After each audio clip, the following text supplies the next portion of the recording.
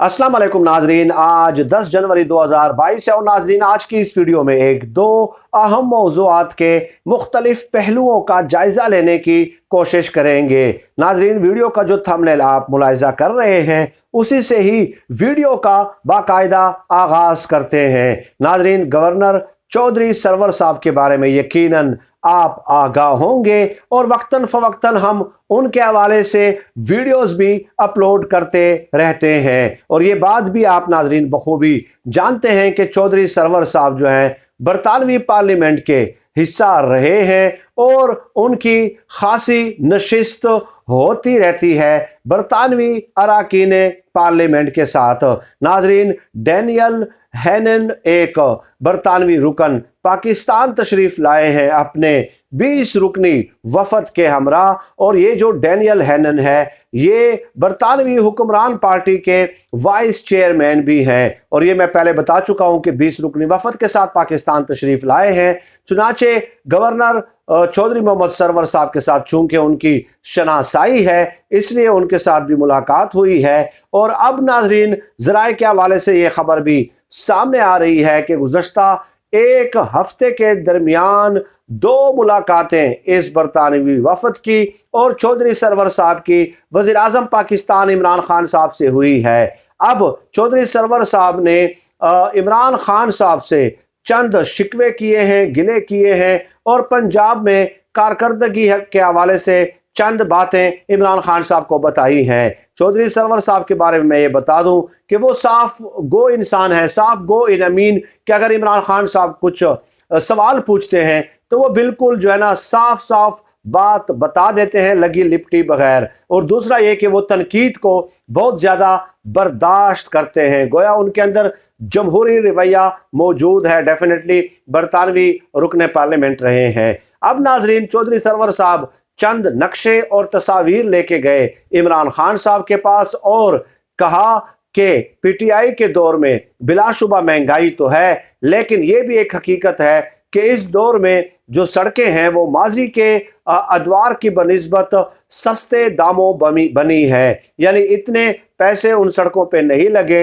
लेकिन इसके बावजूद चौधरी सरवर साहब का कहना था कि जनाब वो जो सड़कें हमने बनाई थी वो टूट फूट का शिकार होती जा रही हैं, यानी कि कम कीमत में तो बनाई है लेकिन 3.5 साल का अरसा भी उन सड़कों ने नहीं गुजारा। चुनाचे ये तस्वीर बाकायदा तस्वीरी सबूत जो है वो चौधरी सरवर साहब ने इमरान खान साहब को पेश किए हैं, बाकायदा नक्शे वो अपने साथ लेके गए थे। और इसके अलावा उन्होंने कहा कि जब तक उस्मान बुज़दार साहब पंजाब में हैं तो इमरान खान साहब जो आने वाले बल्दियाती इंतखाबात हैं उसमें आपको कोई ज़्यादा उम्मीद लगाने की ज़रूरत नहीं है और जब तक उस्मान बुज़दार साहब हैं तो कुछ बदलने वाला नहीं है पंजाब में। ये कहा है चौधरी सरवर साहब ने इमरान खान साहब से और साथ ही साथ अपने इस्तीफे की पेशकश भी की है कि मुझे गवर्नर की सीट से हटा के तंजीमी कामों में लगाया जाए। मैं बहुत ज़्यादा एक्टिवली और इफेक्टिवली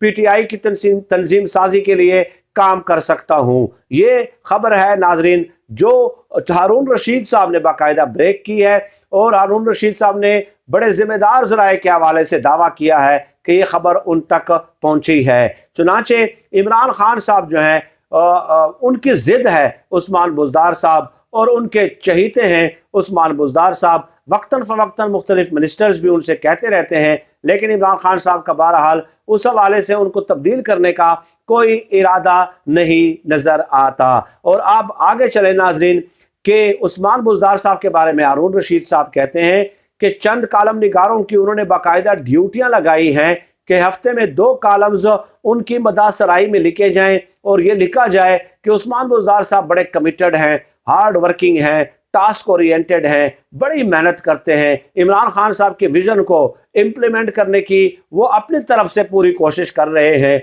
ये चंद कालम निगारों की हारून रशीद साहब के बकौल उस्मान बुज़दार साहब ने बाकायदा ड्यूटियां लगाई हैं। ये नाज़रीन खबर थी जो आज की इस वीडियो में मैंने पहले हिस्से में आपकी खिदमत में पेश करनी थी। अब उस हवाले से फैसला करना कि इमरान खान साहब का उस्मान बुज़दार को लगाना ये दुरुस्त है या गलत है, यह आपकी अपनी सवाबदीद और आपका अपना इंडिविजुअल परसेप्शन है। लेकिन मेरा नहीं ख्याल कि उस्मान बुज़दार में कोई एक ऐसी एबिलिटी है जो इमरान खान साहब को नज़र आ रही है। इसके अलावा मेरे ख्याल में कि उस्मान बुज़दार साहब के अपने घर वालों को भी वो एबिलिटी मालूम नहीं होगी। न जाने क्या वजह है कि इमरान खान साहब ने जिद बनाई हुई है उस्मान बुज़दार साहब की। और डेफिनेटली इसका सियासी नुकसान, देखिए हम मशवरा देते हैं, जो इमरान खान साहब के खैर खां हैं वो मशवरे देते हैं, सहाफ़ी जो मिनिस्टर्स हैं वो मशवरे देते हैं, जो गवर्नर्स हैं वो मशवरे देते हैं। लेकिन मैं समझता हूँ कि केपी में जो परवेज़ खट्टक साहब ने मेहनत की थी पहले 5 साल,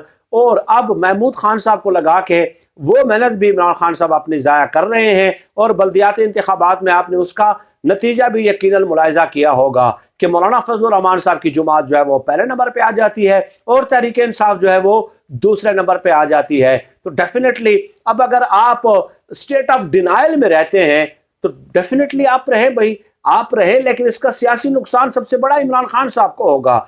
बाकी जो लोग हैं इन्होंने एक पार्टियों से दूसरी और दूसरी से तीसरी पार्टियों में छलांग लगा लेनी है, लेकिन इमरान खान साहब क्या किसी और पार्टी में शामिल हो सकेंगे? नहीं हो सकेंगे ना, क्योंकि डेफिनेटली अगर किसी पार्टी में शामिल होंगे तो वो अपनी मर्जी के मुताबिक उनको ओहदा देंगे। एक शख्स जो पार्टी का चेयरमैन है, पाकिस्तान की मकबूल तरीन पार्टी का चेयरमैन है और वज़ीर आज़म के मनसब पे रहा हो, तो उसके लिए फिर ऑप्शंस नाकाम होने के बाद बहुत कम रह जाते हैं। मैं हमेशा से ये कहता रहा हूँ कि जो लेफ्ट राइट से आए हैं 90% लोग अपनी जुमात के तो नहीं है।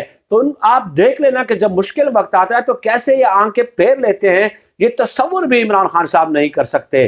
तो इसलिए हम मशवरे देते हैं कि कमिटेड, देखिए आजकल का दौर क्या है, जोड़ तोड़ का माहिर होना चाहिए और ब्लैकमेलिंग का माहिर होना चाहिए। बदकिस्मती से ये पाकिस्तान की सियासत है। चुनाचे जो जितना बड़ा जोड़ तोड़ का माहिर है, मिलनसार है और साजिशों को समझता है, वही पाकिस्तान की सियासत में आजकल कामयाब हो रहा है। तो ऐसे कई लोग पंजाब में मौजूद हैं जो इमरान खान साहब के लिए वाकई कारगर साबित हो सकते थे। उस्मान बुज़दार साहब के बारे में तो अगर मैं आपको किस्से बताना शुरू कर दूं तो हंस हंस के आपके पेट में दर्द हो जाएगा। यकीन माने कि वो मीटिंग्स में बैठ के किस तरह रिस्पॉन्ड कर रहे होते हैं और बुनियादी चीज का उनको इदराक ही नहीं होता, इल्म ही नहीं होता। तो वो क्या इतना बड़ा सूबा चलाएंगे जहां पे 141 नशिस्तें हैं कौमी असम्बली की और 172 नशिस्तों पे वज़ीर आज़म बन जाता है सादा अक्सरियत पे कौमी असम्बली में। तो 141 नशिस्तों वाला जो सूबा है कौमी असम्बली का, वो इमरान खान साहब ने उनके हवाले कर दिया है। तो डेफिनेटली चॉइस उनकी अपनी है और इसकी कीमत भी इमरान खान साहब को खुद अदा करनी पड़ेगी। यही मशवरा जनरल बाजवा साहब ने और इस्टेब्लिशमेंट ने इमरान खान साहब को दिया था, लेकिन इमरान खान साहब ने कहा कि मैं उस्मान बुज़दार को किसी भी कीमत पे किसी भी सूरत जो है तब्दील नहीं करूंगा। नाज़रीन, दूसरे मौजू पे मैं बात नहीं कर सका, ज़्यादा डेफिनेटली बातों से बात निकल आती है, लेकिन किसी और नशिस्त में उस हवाले से नशिस्त का एहतमाम करेंगे। अल्लाह पाक हम सबको खल्क़ खुदा के लिए आसानियाँ पैदा करने की तौफ़ीक़ अता फ़रमाए। आमीन या रब्बिल आलमीन।